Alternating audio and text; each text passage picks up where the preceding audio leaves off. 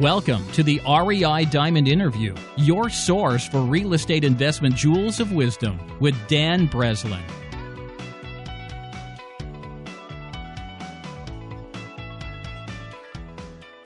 Welcome to the REI Diamond Interview. This is Dan Breslin. I'm here with a special friend and associate of mine for a couple years now. We've closed quite a few deals since we met.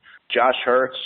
So Josh is a real estate agent, wholesaler, and a fix and flip investor doing business in Philadelphia. And he's been full-time in the business since 2007. And I remember the first phone call I got out of the blue from Josh. And I think we were trying to put together a deal I had listed on Craigslist. And he found the buyer. And then I really didn't have a whole lot going on for a little while. I was sort of part-time in real estate myself and kind of getting things going again after the crash. And I remember getting another call from Josh, like at the perfect time. And it seemed literally like the hand of God reaching out of the universe and putting the buyer into my lap. I had property under contract and I was doing pretty much nothing to market it. I don't even think I had a Craigslist ad up. And Josh just happened to call out of the blue, and he ended up buying that property. And that was the beginning of a very fruitful relationship for both of us. So Josh, you there? I'm here, Dan. Cool. Why don't you give everybody a little bit of your background, what you did up until you went full-time in real estate and kind of how you got started in the business. Sounds good. Thanks for having me on, Dan. So I, as a younger man, I started attending college. I always knew I wanted to be an entrepreneur and a businessman. I never really knew what path I wanted to go down. And around the age of 20, I started thinking about real estate, and it was at that point in my life, I wasn't doing well in college.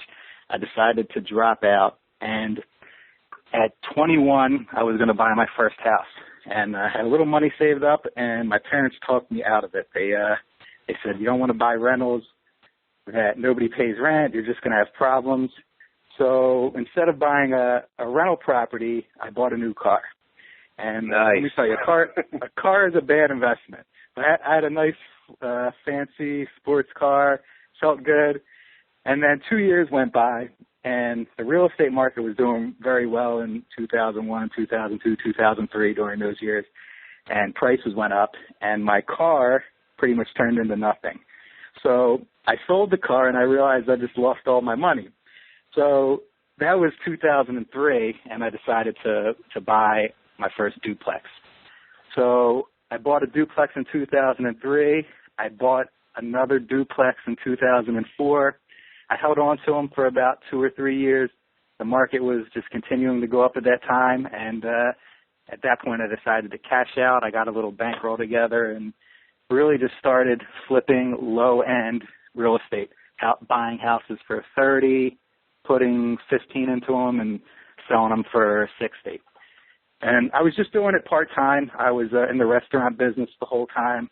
I was working in the restaurant business full-time and just selling a few houses a year. And it was going pretty well. And then in 2007, I had my breaking point in the restaurant business. I guess you could say I went postal and decided I never wanted to go back, so I quit. And I just figured I would make it happen in real estate. So I had my real estate license. I never really did much with it except for sell my own properties, but at that point I got more active and just represented like the investor class, buying and selling stuff because that's what I had the nose for. And then in 2009, I stumbled onto wholesaling and started to put that business together. And for a good few years, I had a nice run, and I really specialized, as Dan mentioned, in what's known as co-wholesaling, where you bring one person has the seller, one person has the buyer, and you guys work together to earn the assignment fee. And I specialized in that, bringing the buyers onto deals, as Dan had mentioned, and bought some properties along the way. And, within the next few years, I was co-wholesaling, doing my own wholesaling, fixing and flipping, and, it turned into a nice business. It must have been right around 2009 or 2010 that you did our first co-wholesale that didn't go to settlement the first time around. Did you just jump right into that, or did you kind of start with a couple contracts, or did you set out knowing you were going to look for other investors who had inventory and start to just get deals closed? I mean, what was your strategy jumping into the game? My strategy wasn't so calculated at the time. It wasn't like I'm going to just co-wholesale and sell people's deals.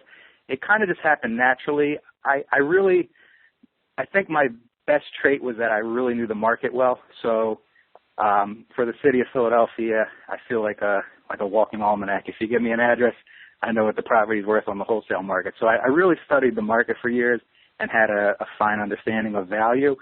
And then from there, I just searched for deals. So the traditional way is to market, get leads, analyze them, and negotiate. I just started looking for deals. So searching Craigslist, getting on all the wholesalers' buying lists.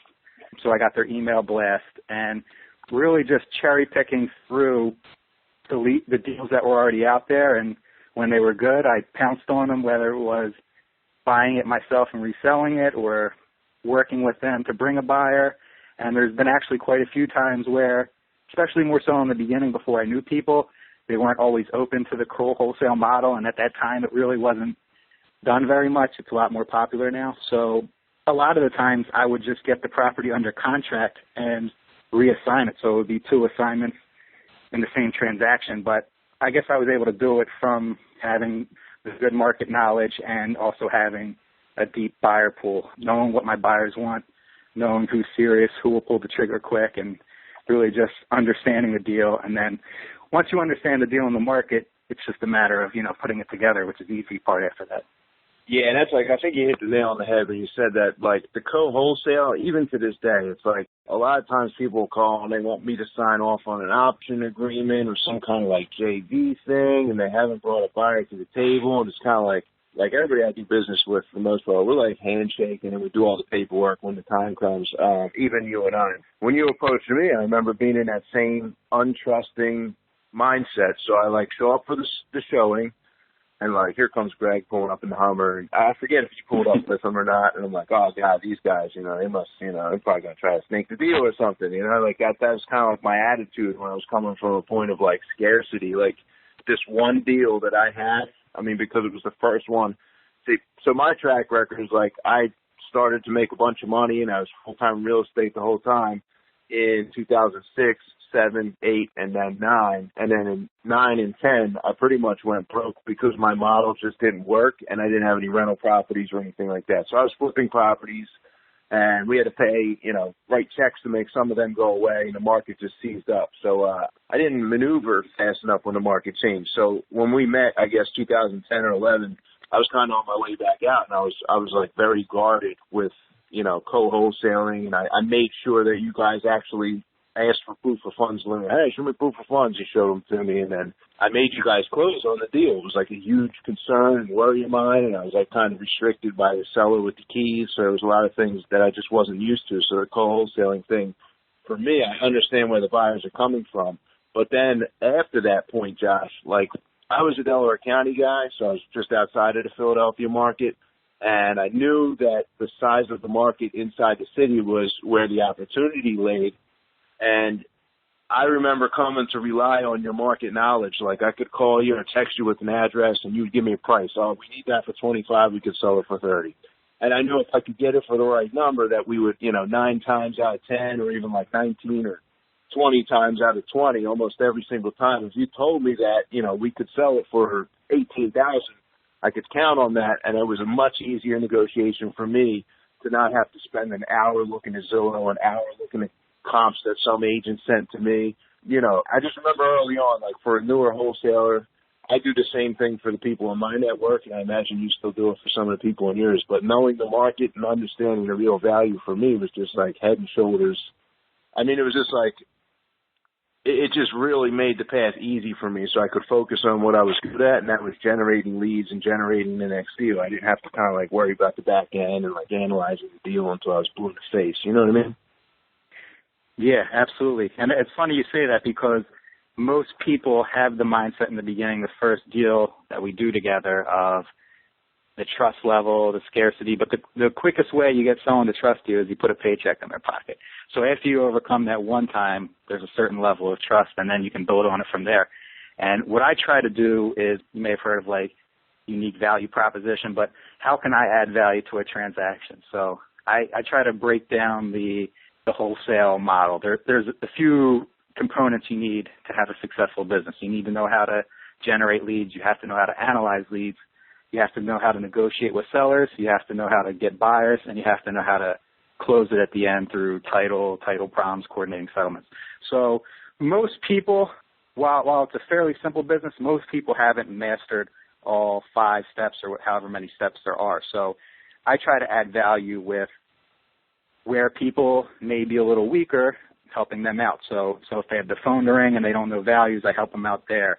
Sometimes if it's a solid lead, we'll go on the appointment and negotiate. We'll bring buyers. So just adding value to the deal, and then through putting paychecks in people's pocket, they trust you. Adding value, allows you to earn money without, with being a part of the deal and adding value. So after that, it just becomes full circle. And while we live in a big city, Philadelphia, and it's a big market, it's a small world of people. So if you just treat people right and do the right thing and conduct business ethically, word will catch on and people will talk, hey, have you done a deal with Dan? Have you done a deal with Josh? And yeah, he treated me right. We made money. There was no shady business, and, word catches on and, everyone's happy. Yeah, that's right on point. How can I add value to the transaction? That's what you did. I mean, you brought countless buyers in the beginning for me, the market knowledge. We do the same thing. So, one of my biggest challenges is trying to explain or get a newer wholesaler who finds some leads to understand a lot of times the real value of the negotiation. So, I'll ask a lot of times when I have a new person on the line, rather than them go sign a property up for a number that it won't close, I'm explicit when I tell them to bring me the lead before you make the offer. You can go out, look at the property, take pictures, meet the seller, but, I'd be more than willing to run out there or send one of my guys out to run out to the living room and kind of do the negotiation for them, just because I know that I'm closing 15 deals in a month. And so we've been in so many negotiations where a lot of times people are dropping the ball. So I don't know. Me personally, I like to add the value to the transaction. As soon as they get the phone call, I like to be in that early. But then again, I'm trying to, it's easier, like you said, once I put a check in somebody's pocket to get them to trust me on the next deal. So right. Because in the beginning, that lead that they have, that, they may have limited resources, they got their leads, and that leads their baby. So for them to pass their baby off to you, it's easier after you put a check in their pocket. But, sometimes through your reputation, you can do that as well. You have the RIA meeting and the podcast and the newsletter. So as that grows as well, your reputation will grow, and hopefully that'll help out with that as well. So one of the biggest things you always would add, even to this day, I can call you up and rely on you for that, is bringing a buyer to the table, and you have a bunch of relationships with buyers. I mean, how the hell did you meet all these buyers, Josh? I want to say I met buyers by having deals, but it's like what came first, the chicken or the egg? Did I have deals first? Did I have buyers first? But even before I was wholesaling, I was a full-time realtor, and I exclusively worked with investors. I had no retail clients. It was all cash buyer investors. It's just what I understood. I know how the rental business works. I know how the strategy is to buy a house cash, fix it up, be all in for 70% in refi. I know how the flip business works, where you want to buy it, fix it, sell it, and make money. So just by, I used to scour the MLS. I would look for deals from wholesalers, and, looking at the MLS for hours a day, I would find deals. I would just figure out who's buying them and make relationships with them. And then once, the buyer's going to make their own decision, but once you put the deal in their hand and they close and they make money, it's the same thing. There's a level of trust and rapport, and you're adding value. And it just grew from there. And I think also I just really understood what buyers wanted. So, if I knew I had a certain investor that wanted rentals in a certain section, I didn't send them deals that didn't fit his criteria. So when I sent the people deals, there was a very high chance, a very high percentage that they were going to buy it, and just build the list from there. So I don't know what came first, if it was the buyer or the deal, but kind of a combination of two, and just kind of grew from there. And I'm always doing research to see who's buying, what they're buying, reach out to them, either, usually track them down, just like you can skip trace seller lead, you can skip trace buyers and find their LLCs and their mailing address, and just plugging away and staying active. One of the biggest things is just staying active. If you're active and your feet are always moving and you're continuously doing stuff, you might not get something from that one that one angle, that one strategy, but something else will come back twofold. So just getting out there and doing stuff, whether it's, you know, going to a sheriff sale and networking or handing out flyers, you know, and, you know, just by being active, business will come from some angle. Yeah, you're right about that. I mean, I met one of my first private lenders, somebody I still fix and flip property with. He still buys property on a regular basis. I met him from a newspaper ad on a for sale by owner house that he had. Like the most, you know, worthless task that someone could give as real estate investment knowledge would be like, oh yeah, go to the newspaper and like just start cold calling. But it, you know, it was the third phone call I made, and I'm still doing business to this day with him, staying active. So do you actually have a buyer's list these days, Josh? Like that you email stuff out? I've never done an email blast, a text blast, a traditional buyer list. I've been thinking of putting that together recently, but I've honestly never done a real email blast or a text blast of the deal. I really just kind of go through my Rolodex on my phone, think who the buyer is, and usually just put it together that way. So, like, at this point, we really haven't qualified you as far as, like, you know, hey, maybe he just does a deal here and there. How many deals on your best month did you close? Probably 15, maybe 18 on my best month. And then an average month? An average month right now, I'm doing more rehabbing than I used to do, so my wholesale volume isn't as high as it used to be. I used to probably average 10 deals a month. I'm probably averaging 6 wholesale deals a month, but I'm rehabbing a lot more than I used to. Yeah, so you're a pretty high volume guy. To not have a buyer's list is kind of interesting. I'm trying to put it together now because I'm at the point in life where there's only so much work I can do in a day, and I've pretty much hit the ceiling, and I've been hitting the ceiling for probably the last 2 years. So the only way to grow is to kind of systemize and put it more together as a real running business. So I'm looking to build buyer's list and, you know, a couple other strategies that will help me, you know, use leverage where everything isn't relied on my personal time invested into the task. And I think there might be two sides to that coin, Josh. I know that, you know, the MLS is a powerful, big 30,000-plus buyers list for anybody who has access to that, and I'm sure we both use that. But one thing that you did say that I think I use a buyer's list. I have a pretty decent-sized buyer's list, and I send out a ton of deals on there. But my issue is that I cast such a large net. This is a challenge that I'm facing right now. So I'll have buyers at, you know, Bucks County, New Jersey, Chester County, Delaware County, and Philadelphia. So even northern Delaware, it's the same buyers list for that entire area. So I think that one of my challenges is that somebody will sign up, or I'll add somebody to my buyers list, and then I might have like three deals in West Philly, North Philadelphia, and, you know, Germantown. Well, for the Montgomery County buyer, that's just another world. They don't even identify those zip codes. It's like, you know, they've never even been to those sections of the city.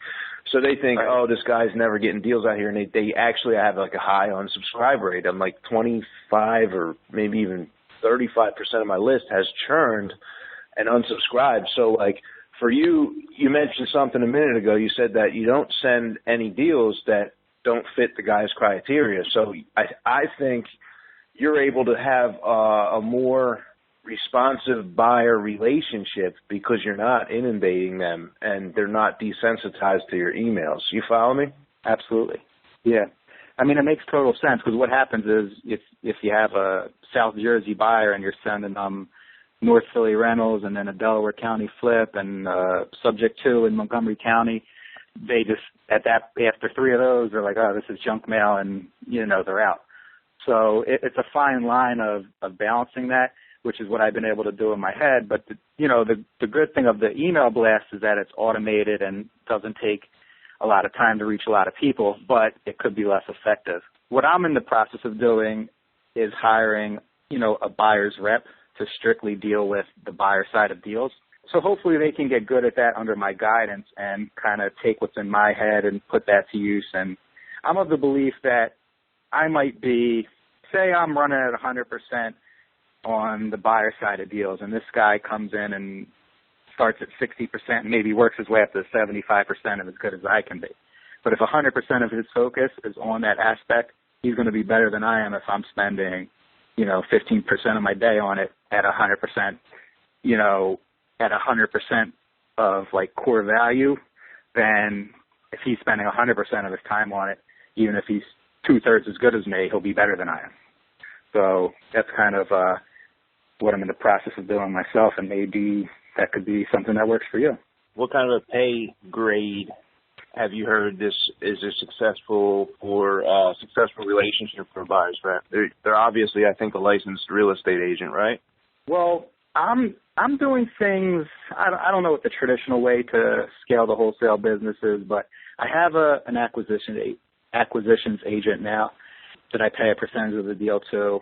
The buyer person I hire is going to get a percentage of the deal, but smaller than the acquisitions. And what I just hired about a week ago is I hired a general manager for my wholesale business, which was a big step for me, because what happened to me personally was I've been focusing more on rehabbing because I make more money at it, but it takes longer, it takes more of my time, and now, that might have dropped down 40%.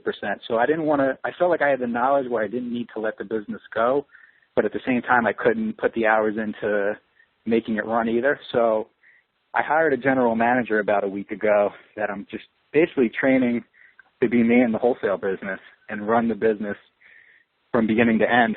So I can, almost like if it was a rental property where you create passive income, I'm looking to build a passive income wholesale business. So I'm brought on the GM, and as he's going to be the buyer's agent at first, but as he becomes too busy about it, that's when we just continue to make new hires.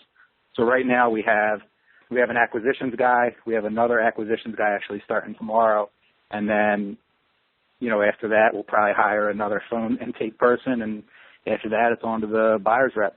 Nice. What's your advertising budget to keep the leads raining in for these guys? So I haven't been steady with it this year because my focus has been all over the place. And my acquisitions guy has been good some months and slow the other months. But I would say on average, we're sending out, let's say, around 6,000. I do yellow letters, so I've been doing about 6,000 yellow letters a month. My goal is to start doing 10,000 now that I just brought the GM on, and hopefully scale from there. But, you got to take it in steps because you don't want to do too much at first and have, wasted leads that you aren't capitalizing on. And it's a balancing act. There's different parts to it. But right now we're doing about 6,000, and we'll probably be at 10,000 within a few weeks, a month. You guys do any other advertising, TV commercials, pay-per-click, home investors franchise, anything like that? No, I've done pay-per-click in the past, and it was profitable. But I've heard it was scalable, but for me, I didn't figure out how to scale it. I think direct mail is the easiest scaled model, so you can kind of turn the volume up and down.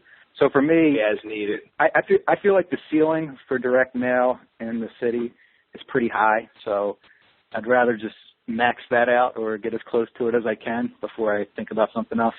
Now, I'm going to switch gears here a little bit and try to put the focus on the fix and flip business, because I know this was a huge paradigm shift that I kind of watched you go through over the past 2 years. And so fill me in, man. How's it going with the fix and flip stuff since you started to make that the primary focus?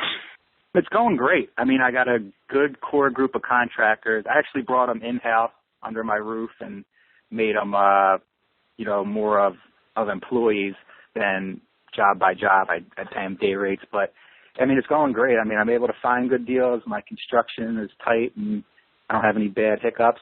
I became a licensed contractor, so I have my own construction business now, and I'm pretty good at analyzing how to buy and analyzing what it's going to sell for. And I mean, I've been pretty fortunate with it, but it's going great. What kind of volume are you doing in that business, Josh? We're doing about 20 fix and flips a year right now. I had the mindset shift. Do you remember the deal we did on Oregon Ave, a year or two ago? So yeah, it was one of the first ones back. Yeah, so what happened is after doing deals like that, it's when I finally said, I'm just going to rehab more, because I think we got that deal for 110. We brought an end buyer on for 120, so we chopped up 10,000, and it was a good payday. I'm not complaining about that, but I kept watching those deals happen, and I kept watching the end buyer, make 50,000 on it when he sold it. Mm-hmm. And I mean, I flipped throughout the years, but it was on a lower pace. It was like 1 or 2 a year. But I'm kind of at the point, the last few years, if I'm going to do something, I want to do it big. So if I want to wholesale, I want to wholesale big. If I want to rehab, I don't want to do 2 rehabs a year. I want to make a big business out of it. But it was just a lot of those deals like Oregon where we made our money and it was fair, but I saw a lot of money being left on the table in the back end. So I just, I knew it was going to be the first 9 months or so was going to be kind of slow because just like when you build a wholesale business up, you're 3-4 months behind profit once you start marketing and the closing the deals and follow-ups, like it's 3 or 4 months out before you're profitable. The rehab is the same way, but it's longer. It's, 9 months, 12 months out before you're making money. And it's really like a solid year and a half before you're in a real rotation of buying and selling houses every month. So it took a little while to get going, but I just had the plan in mind in the beginning just to steadily try to buy at least 1 house a month, sometimes 2 houses a month. And I knew on the back end it would just work out. So, I started that about 2 years ago focusing on it. And, it took, like I said, a good year and a quarter to get in the rotation. But now it's good because I just had my best month ever in May. We sold 7 rehabs, which was by far my best month in rehabbing. I never sold more than 2 in a month before. So 7 was a pretty good month. And now I'm just looking to keep buying.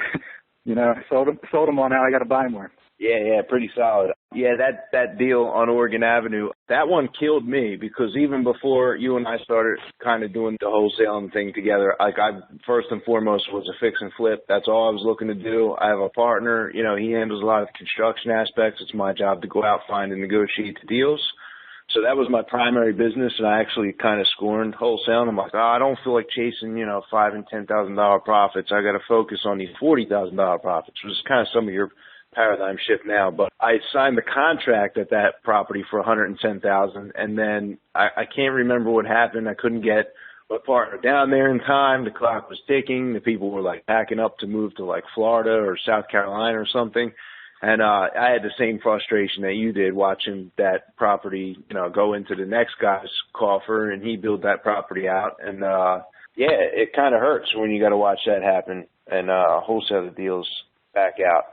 So where do you get all the money for the fix and flips? How do you usually go about funding these? You just kind of cutting checks out of your account?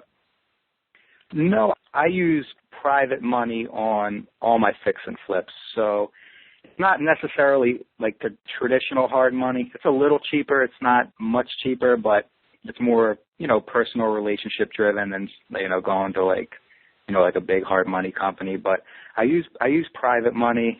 You got to be careful because sometimes my eyes are bigger than my stomach. So I still wholesale some deals off that I'd like to rehab, but it's because like to rehab 20 houses a year, it means I pretty much at most given times have about 10 rehabs in my inventory through under construction, actively for sale on the MLS, pending under contract with an end buyer. I usually have about 10 in my portfolio. And while I borrow money, a lot of times the lenders want you to have skin in the game. Most of my guys who lend me money always want me to do the construction. They'll give me construction jobs, but they always want the work done first and then reimburse. So It's easy to get it over your head. Even if you're borrowing money, it's still easy to have, $20, $30, $40, $50,000 tied into a project at a time. And when you're managing a portfolio, it's easy to get sucked in, and I always want to buy more and rehab more, but sometimes you got to take a step back, get the quick wholesale money to get the cash flow coming in so you don't run out of money. And it's a balancing act, but that's one of the things I've been working on the last year is just managing. It's a big expense to manage. So, when you have all these projects going on, there's a lot of months where there's $70,000, $80,000, $90,000, $100,000 in construction being done, and it's big numbers to manage. But in short answer, I do borrow it all from private lenders, and it's the same thing. They start off with you slow, and once you put a paycheck back in their pocket and do what you say you're going to do, then they usually open up the gates and they'll lend you 2 at a time, 3 at a time. So my main lender, he usually has a comfort level with me of 3 to 4 rehabs at a time. And then I have, a handful of people that'll lend 1 and 2 at a time. And together it makes up, usually about 10 in the portfolio at once. I pay like anywhere from 10 to 15% interest depending on the project. And believe it or not, if it's a higher dollar project, usually I'm paying, 9, 10, or maybe 11% because we're putting all the capital to work. And then if it's like a $40, $50, $60,000 project, we'll usually pay a little higher interest rate just because it's a smaller amount of money. So it's kind of like the smaller dollars don't excite the investor a lot. But what are you paying for? I don't have a set amount for any one lender or for the whole portfolio in general. A lot of it depends on how much of the project I'm borrowing, if I'm borrowing. Because I do have people that'll give me 100% of it now through track record, but I have to pay more for that than if I was borrowing 80% of the project. And then it also depends on if I'm paying them interest monthly or if I'm paying it all on the back end, which I try to do back end, because if you have $2 million out on the street and you're paying 11% interest, that's a big payment every month. I don't know what the quick math is, but it's, $20,000-$25,000 in interest a month. So I do prefer the back end interest. But in short, I would say on the low side, I'm paying like 10%, and I've paid as high as 15%. But it's usually in that range there, low double digits. Do you do any direct mail marketing to find private lenders? I have never done that, no. No? No. I lent a guy money to close the Glendale property. And then somebody that I know you were doing business with sent me a postcard looking for money. I was just a little surprised to see that. I guess they had looked up my information in the public record. Yeah, exactly. I mean, it was like a small mortgage, but I don't really do any of that stuff myself at this point. Yeah. So you're buying all these deals. Where are they coming from, man? Like, how do you find them all? It's funny. I was crunching numbers a couple of weeks ago just to kind of get a better grasp of my business and see the future of it and see what we're doing right now. And so far this year, we've bought 7 rehabs. And it's funny because out of those 7 rehabs, one of them came from my own marketing, and I bought 6 of them from other wholesalers. So it seems like all the wholesale deals I'm getting from my own marketing are not ones I'm rehabbing. So I'm wholesaling those off and then buying my rehabs from other wholesalers. But if I buy 20 wholesale deals in a year, probably 17 of them are from other wholesalers, and the other, 3 or so I'd probably get from my own marketing sources. Got it. But I love buying from other wholesalers. You don't do any MLS stuff, huh? Very rarely. The MLS is so competitive right now. It's either overpriced or it's priced right, and I feel like it has 10 offers before I can even park my car out front and look at it. I stay away from it. And to be honest with you, it's just like anything else. If I was dedicating my time every day to searching the MLS, being the first one in the door, calling the direct agent and trying to, negotiate deals, I'd get deals that way. But I think, to get steady deals that way, you got to put a lot of time into it. And it's just, I don't have it built into my business to be done, and I don't do it myself. So that's just not how I get my deals right now. Nice. So speaking of your deals, let's run through 1 or 2 of them. Like, give me an example of numbers: construction, acquisition, maybe where it was located. I know, we have national audience, but for the people who are local, like, whereabouts are you buying, Josh, and what do the numbers look like? Okay. Most of the deals I do are in the city of Philadelphia. I do a lot of stuff in South Philly. 2 recent ones I sold, I'll go over the numbers. One was a $130 purchase price, a $72,000 rehab, and we sold that one for $297. Another one we did in South Philly recently was a $57,000 purchase, a $72,000 rehab. That one sold for $214. I just put a house for sale today. All 3 of these I bought off wholesalers. This one I bought for $98,000. My rehab was $61,000, and I just listed it for $259. Could probably sell for around $245. For the most part, I'm focusing on deals that sell between $200,000 and $400,000, and I'd like to be all in for 70% of the ARV, what it's going to sell for.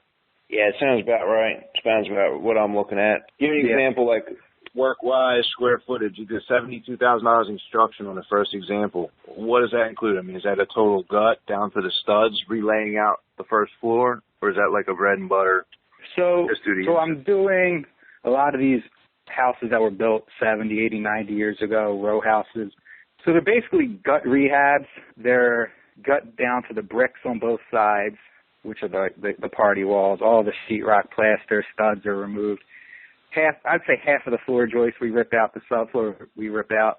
So we level the floor joists, we put the subfloor back, we run our mechanicals, plumbing and ductwork and electric, get a rough inspection, then we sub out the insulation, we get that inspected, and then close it up, sheetrock, windows, doors, floors, kitchen, bathrooms. One of them was a 2-bath with its own master bath. The other one was a 1-bath, but we had to do a decorative front facade. So both came out to similar prices. But a lot of the houses are about 1,000 square foot, 1,100 square foot, and I'm getting them done. Depending on, sometimes you can salvage stuff like windows, the roof, siding in the back. Depending on, on the low side, I'm getting stuff 1,000 square foot done for $60,000, and on the high side, like $75,000, depending on if I'm replacing every joist and, what's salvageable and what's not.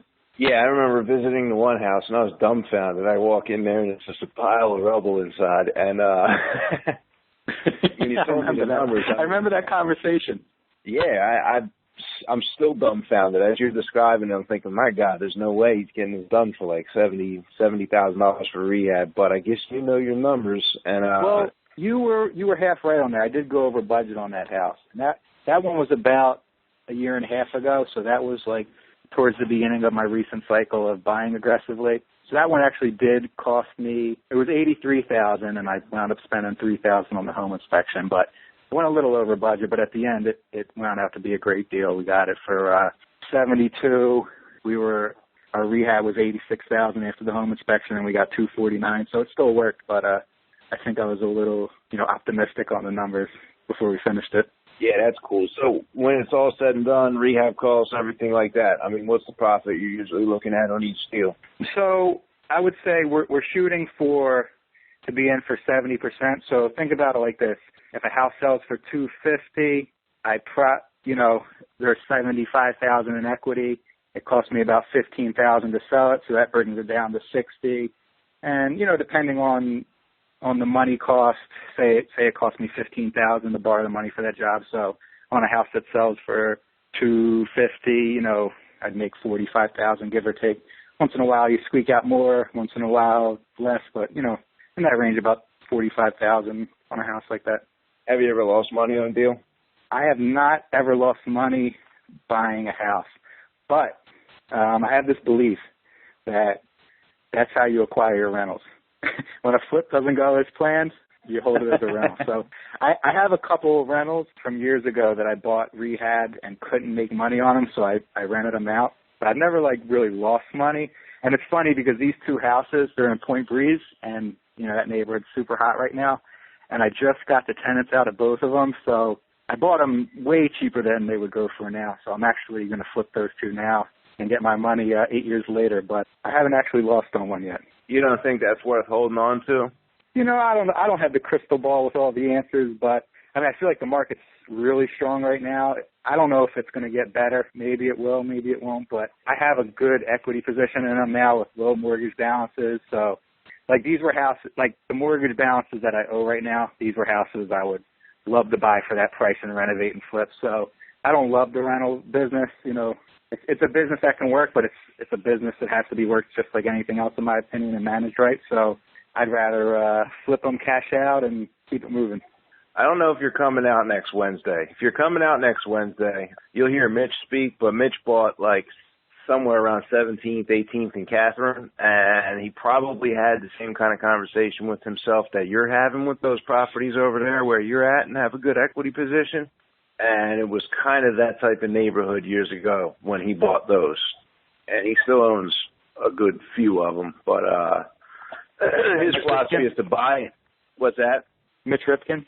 Yeah, buy in the right place in advance of gentrification, and then let the tenants pay down the mortgage, and the rents increase along with the values of property, and then you wake up one day and you find yourself in a position where you have small mortgages on properties that rent out for much, much better numbers than they used to, and obviously have the appreciation to boot. Yeah, Mitch is a really smart guy, and he's been in this real estate game a lot longer than us, so I'm sure he has some great insight. Yeah, man. And he's actually lent me money before, too. Oh, yeah? Yeah. Yeah, we did an interview just like this, a few weeks ago, I guess. So it's circulating around. He's still lending, cool. That's for sure. Yeah.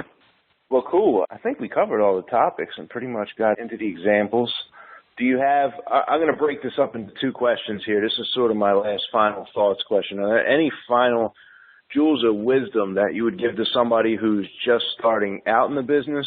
And then the second half of that question will be any jewels of wisdom for the professional or somebody who's been full-time and in the business for a while, because I'm sure you have two different takes and maybe advice on that. Yeah, I would say for anyone starting out, you got to have a strong work ethic and really get a plan, stick to it. I see a lot of people that one week want to wholesale, the next week they want to flip, the week after that they're doing lease options, then they're doing subject to.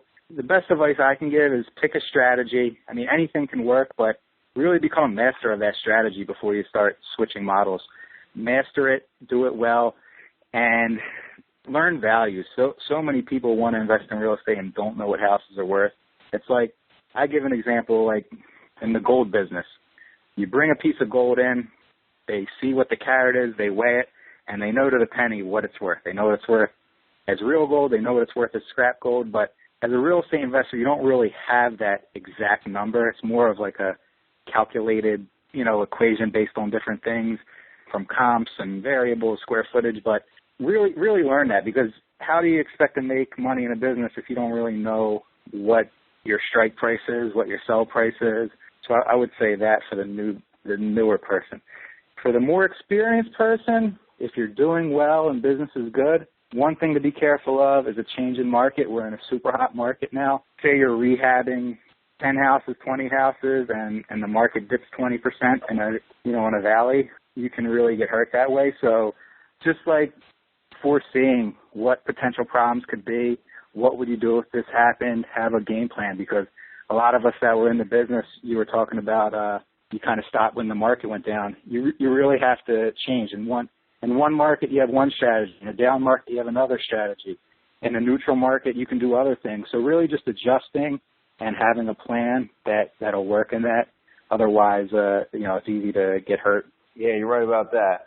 I have one other question, and I kind of want to know the answer to. Do you have any other books that you might have read, or was there any influential mentors along the way, or any very inspirational things that happened along the way where things have started to change for you? Well, the biggest shift I had was probably recently, and it's not really so much business related, it's more life related. I've been working so hard throughout the years, I kind of lost focus on what are you working for. So I really took a step back, looked at my life, figured out what I wanted my life to be like, and I'm trying to make my business fuel my life instead of my life fuel my business. Because before, when your life fuels your business, you're really just a high-paid employee. Even though you work for yourself, if you need to take a step back for a week, no work gets done for a week. So I've been focusing on building a business that serves me versus everything I do for my business, because we all want to make money, but if you're too busy to enjoy it and spend time on what's important with you, whether it's your wife, your kids, your hobbies, if you're overlooking all that stuff, then what's it all for? So really just getting right with myself about that, focusing on building a life that I'll enjoy living as opposed to making everything about money and then letting everything else fall in place from there. A good book I recently read about it was called Traction, and not so much about the building a business to serve your life. That kind of stuff is through more life coaching stuff, but a good business book I read was called Traction, which is good for we're like small business owners as we start to scale as a real estate investor. So it's really it's like traction, gaining traction as a small business owner, and how to hire, how to delegate, how to have, minute meetings, and really how to, improve and become an effective company. Who's that by, do you know, off the top of your head? No, I don't have it in front of me. But the black cover, Traction, I'm sure you could Google it and find it on Google or Amazon. Got it. Cool. Well, I appreciate you coming on to the call, Josh. I got a huge page of notes here, and I know whoever's listening should also have that page of notes. And as always, when we talk, I get so much out of it. It's one of my favorite things about doing these phone calls, these interviews, is that I get to talk to successful people that otherwise, you took an hour out of your day share with me and, countless other people who will listen to this.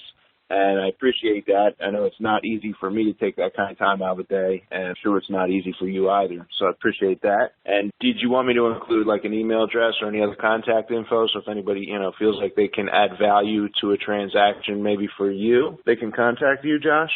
Yeah, absolutely. And wanted to thank you, Dan, for having me, and best of luck with the podcast going forward. And if anyone's looking to contact me, best way to do so is by email, and that's at joshhertz1@yahoo.com. It's JOSHHERTZ1@yahoo.com. And I'm going to just leave that on the podcast only. It won't be in the show notes below because I don't want your email being picked up by spam bots. So whoever's listening just got another free jewel there. Sounds good. Cool. All right. Well, that about wraps it up.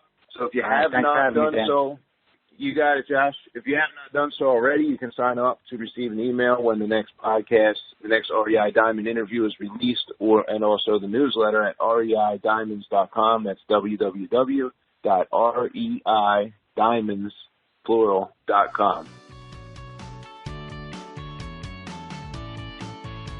Thanks for listening to the REI Diamond Interview. To receive the REI Diamonds newsletter and interview monthly, sign up now at www.reidiamonds.com.